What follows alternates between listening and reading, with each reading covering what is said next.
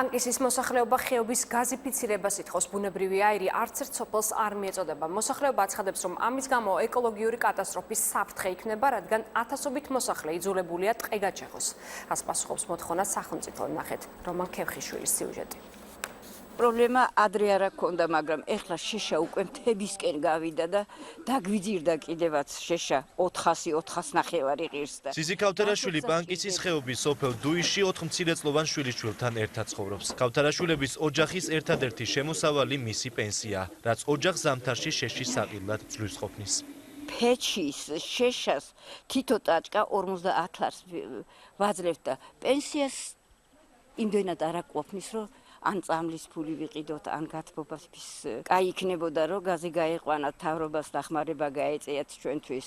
სიზი ქავთარაშვილის მსგავსად ზამთარში შეშით პანკისის ხეობის 12 სოფლის 10,000-ზე მეტი ადამიანი თვება. ადგილობრივები ამბობენ, რომ ვინაიდან გათბობის სხვა ალტერნატივა არ არსებობს, მასიურად ნადგურდება ტყე, რაც ხეობის დატვირვის საფრთხეს შექმნის. ტყის შესანარჩუნებლად პანკისელები ხელისუფლებას ხეობის გაზიფიცირებას თხოვენ.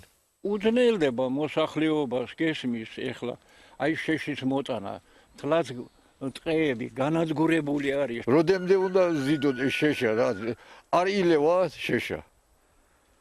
ტყეს ხო ანადგურებენ ამ ტყესაც. აუცილებელია გაზი.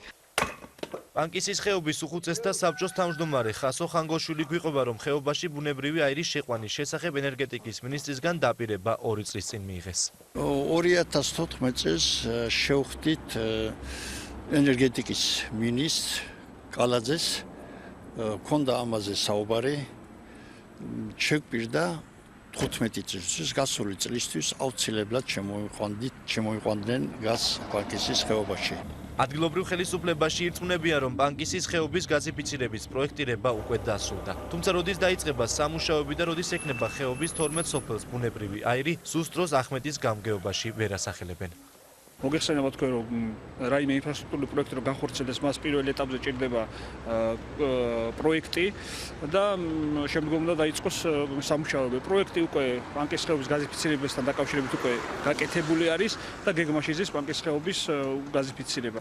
ადგილობრივები ამბობენ, რომ ზამთარში ტყის მასობრივი ჩეხვის შეჩერება ხეობის გაზიფიცირების გარეშე შეუძლებელი იქნება. პროცესის გაჭიანურება კი შესაძლოა პანკისელებისთვის კატასტროფული შედეგით დასრულდეს.